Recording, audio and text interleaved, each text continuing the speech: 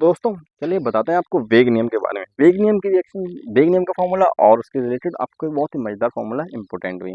ठीक है, तो सबसे पहले आपका आता है वेग नियम। सबसे पहले आता है आपका वेग नियम, वही तो रेट लॉ, वेग नियम। ठीक है, क्या बोलते हैं इसको? रेट लॉ बोलते हैं। एक चिपका दिया हमने, वर्ड बड़ी देर से परेशान कर रहा था। Rate law. ठीक है, क्या होता है रेट लॉ? बहुत सिंपल है, कुछ नहीं है। देखो भैया, यहाँ पर जो अभिक्रिया की जो दर होती है वो अभिकारकों की क्षमता पर समानुपाती होती है। मतलब एक तरह से अभिक्रिया की क्षमता पर डिपेंड नहीं करती है, कर भी सकती नहीं भी कर सकती, लेकिन यहाँ पर जो अभिक्रिया की दर निकल जाती है वो अभिकारकों की क्षमता के समानुपाती होती है।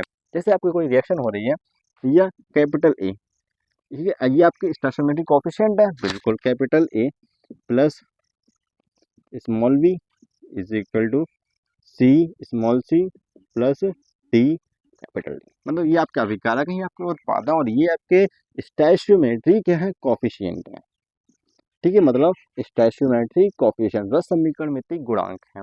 ठीक है, बिल्कुल भैया बिल्कुल। तो भैया यहाँ पर अगर आपको अभिक्रिया की दर लिखनी हो, अभिक्रिया की दर लिखनी हो तो कैसे कहेंगे? तो भैया बहुत सिंपल है। कोई भी अभिक्रिया है, जैसे हम इसका रेट लॉ लिखते हैं, तो ये समानुपाती होती है अभिकारकों की सांद्रता के, अभिकारकों की सांद्रता के। यही तो आपके अभिकारक हैं, उत्पाद है भाई, मतलब सॉरी, यही तो आपके अभिकारक है, रिएक्टेंट तो यही है। तो इनकी सांद्रता के समानुपाती होती है। ठीक है, बिल्कुल। तो भैया एक चीज और यहाँ पर आती है, इनकी पावर में एक्स और वाई। भैया ये जो चीज है ना, ये स्टोइकियोमेट्रिक कोएफिशिएंट हो भी सकते हैं, नहीं भी हो सकते। ये हो भी सकते हैं, नहीं भी हो सकते हैं, याद रखिएगा। लेकिन लेकिन लेकिन लेकिन पहले इसको कोएफिशिएंट, मतलब ये जब समानुपाती का सिंबल हटेगा तो आपका एक कांस्टेंट आएगा, स्मॉल के। ठीक है, ए की पावर वाई एक्स, और बी की क्षमता की पावर वाई। ठीक है, ये आपका सिंपल सा रेट लॉ होता है। ठीक है, जो एक्स और वाई है, एक्स प्लस वाई मतलब इन घातों का अभिकारकों की क्षमता का जो योग होता है रेट लॉ में, वो भैया एन होता है। एन इसकी होती है अभिक्रिया की कोटि, अभिक्रिया की कोटि, कोटि, कोट पेंट नहीं यार, कोटि, ऑर्डर ऑफ रिएक्शन। ठीक है, ऑर्डर ऑफ रिएक्शन। हाँ भैया, आज वैसे हम आपको बताने वाले फॉर्मूला दो दो, मतलब जब एन इजिकल टू जीरो, जब अभिक्रिया की कोटि जीरो, शून्य कोटि की अभिक्रिया, और जब आपकी मतलब प्रथम कोटि एन इजिकल टू वन, तो इनके बारे में फॉर्मूला बताने वाले हैं। बहुत सिंपल है, बहुत ईजी है। तो सबसे पहले तो यही चीज है। तो ये जो एक्स प्लस वाई है, इन जो रेट नियम में, मतलब रेट लॉ में, जो अभिकारकों की अभिकारक की क्षमता है ना, इनकी जो अनुघात होती है एक्स और वाई, इनका जो योग होता है वही आपका अभिक्रिया की कोटि होती है। ठीक है, बिल्कुल भैया बिल्कुल। लेकिन यार एक बात बताओ, ये एक्स वाई की वैल्यू निकालेंगे कैसे? तो जो एक्स और वाई की जो वैल्यू निकलती है, ये एक्सपेरिमेंट से निकलती है। एक्सपेरिमेंट मतलब प्रयोगों से निकलती है। ठीक है, बिल्कुल भैया। तो अब क्या करें? यार मच्छर काट रहे बहुत तेज यार, गुस्सा आ रही बहुत तेज यार। कोई टेंशन नहीं, थोड़ी देर की बात है, फिर चलते हैं। ठीक है, बिल्कुल। अगली बार फुल तैयारी के साथ आएंगे, मच्छरों को भी भगाने का पूरा तरीका लेकर आएंगे। ठीक है, तो भैया ये चीज हो गई। ठीक है, बिल्कुल हो गई। अब क्या करना है? हमें शून्य कोटि अभिक्रिया के लिए फॉर्मूला लिखना है। ठीक है, बिल्कुल लिखते हैं, चलो भैया चलो। तो क्या करें, सबसे पहले यहीं पे डाल देते हो शून्य कोटि की अभिक्रिया, मतलब शून्य कोटि की, मतलब समाकलित समीकरण लिखना है। समाकलित समीकरण, समाकलित वेग समीकरण काम आते हैं, यूजफुल है बहुत ही भैया, बहुत ही इजी से न्यूमेरिकल होते हैं। ठीक है, मतलब समाकलन का डायरेक्ट आपको डेरिवेशन नहीं बताएंगे, डायरेक्ट आपको फॉर्मूला बताएंगे। ठीक है, जब एन इजिकल टू जीरो, मतलब जो अभिक्रिया की कोटि हो जीरो हो, तब आपको जो वेग मिलेगा शून्य कोटि के लिए वो क्या मिलेगा? तो भैया बता दें, बिल्कुल भैया बता दो कि भैया क्या इसका फॉर्मूला मिलने वाला है। तो ये सिंपल है, कुछ नहीं है। यहाँ पर जो आपको मिलता है वो पता क्या मिलता है? क्या मिलता है बताओ भैया बताओ? वो मिलता है R T, R T equal to minus K T plus R naught. समझे? नहीं समझे? हाँ बिल्कुल समझ तो भैया। R T equal to minus K T R naught, ये आपको सिंपल सा क्या मिलता है? फॉर्मूला मिलता है। आर टी क्या है, के टी क्या है, और आर नॉट क्या है, वो अब बताते हैं आपको क्या है। कोई रिएक्शन हो रही है आर से पी, रिएक्शन से प्रोडक्ट, बिल्कुल भैया। टाइम बराबर जीरो पर, टाइम बराबर जीरो पर भैया इसकी जो सांद्रता थी, इसकी सांद्रता मतलब इसकी जो सांद्रता थी रिएक्टेंट की, वो थी भैया आर नॉट, कितनी थी, आर नॉट। ठीक है, बिल्कुल। यहाँ प्रोडक्ट क्या भैया, प्रोडक्ट तो यहाँ पर बना ही नहीं है, यहाँ पर ये तो जीरो था, प्रोडक्ट की जो सांद्रता थी वो तो जीरो ही, क्योंकि भैया टाइम बराबर जीरो पे ये तो जीरो ही रहा। ठीक है भैया, ठीक है। टाइम बराबर टी पर, कोई टाइम आया जिस पर टी पर ये जो अभिकारक की सांद्रता थी वो थी, वो बन गई आर टी। ठीक है, बिल्कुल भैया, बिल्कुल। ये कितनी हो गई, आर टाइम बराबर टी पर ही हो गई आर टी। ठीक है, बिल्कुल। तो ये प्रोडक्ट भी कुछ भी यहाँ बन गया होगा, प्रोडक्ट भी यहाँ पर कुछ बन गया होगा, बिल्कुल बन गया होगा। मतलब ये टाइम बराबर टी पर जो अभिकारक की सांद्रता थी वो आर टी बची हुई है। ठीक है, बिल्कुल बिल्कुल। तो भैया यहाँ पर जो आर टी है वो बची अभिकारक की सांद्रता है, और भैया आर टी टी समय पर आपका अभिकारक की सांद्रता आर नॉट जो अभिकारक की प्रारंभिक सांद्रता, और टी, और ये आपका के, ये आपका वेग स्थिरांक होता है, रेट कांस्टेंट होता है। ठीक है, ठीक है। ये तो आपका एक सिंपल सा समाकलित वेग समीकरण आ गया। ठीक है, ठीक है। तो अब अब क्या करना, चाहो तो आप इसको न्यूमेरिकल के लिए सॉल्व कर सकते हो। ठीक है, ये तो आपका सिंपल सा आ गया। आप केटी को पॉजिटिव कर सकते हो, कैसे करना है भैया, कुछ नहीं, इस केटी को इधर करना।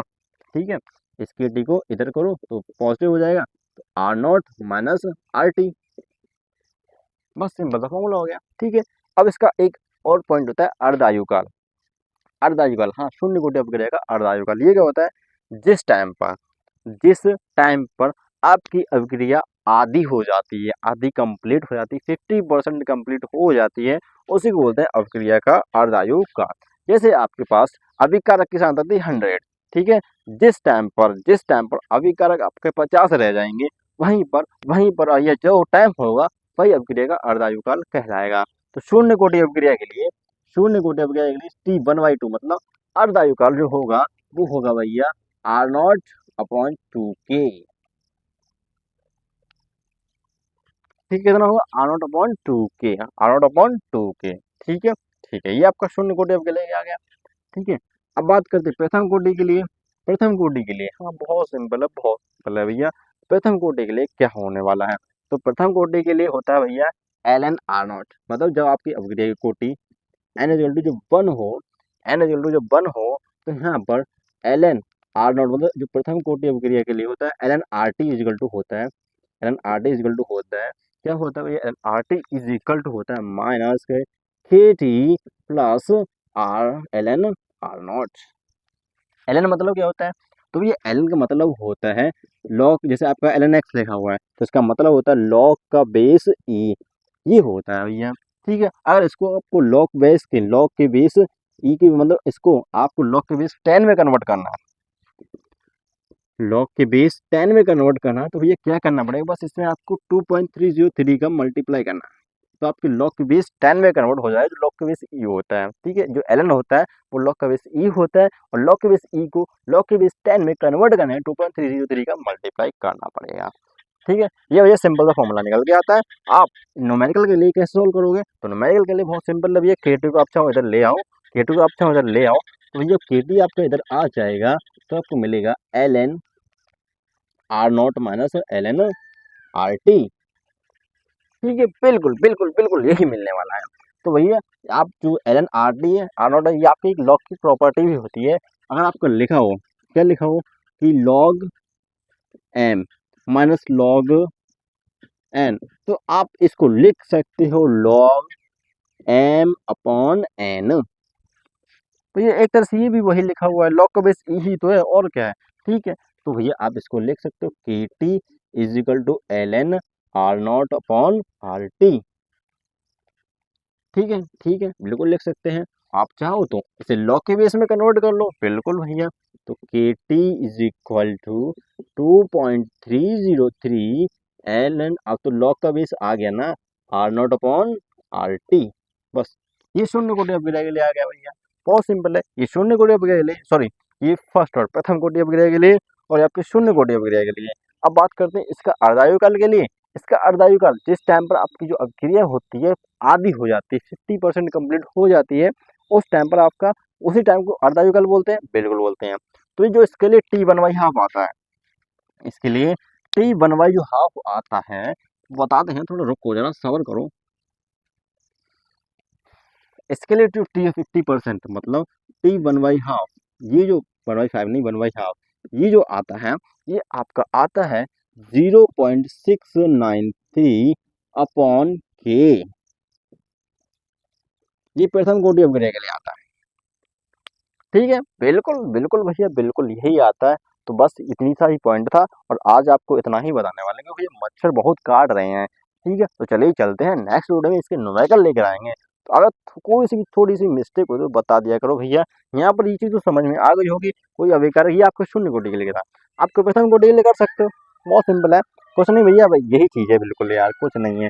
मतलब आपका आर से कोई पी बन रहा है, ठीक है, टाइम बराबर 0 पर अभिक्रिया की सांद्रता आर नॉट थी, और टाइम बराबर टी पर अभिक्रिया की सांद्रता आर टी हो जाती है। बस इतना ही करना है, और आपकी शून्य कोटि अभिक्रिया तो आपका ये फॉर्मूला आ गया, अर्धवायु के लिए ये आ गया। और प्रथम कोटि जब हो तो n इक्वल टू 1 होता है। तो जो पूरा मतलब डेरिवेशन करोगे, बताएंगे डेरिवेशन, आपको सिंपल फॉर्मूले के लिए बता दिए, तो आपको फॉर्मूला ये मिलने वाला है। और इसके लिए आप ये भी यूज कर सकते हो, ये आपके इसमें न्यूमेरिकल्स में यूज होता है। ठीक है, ठीक है, और ये इसी का अर्धायुगल होता है। ठीक है, ये आपका वेग नियम होता है। ओके बॉस, चलिए चलते हैं, नेक्स्ट वीडियो मिलेंगे। ओके बॉस, राम राम, जय हिंद।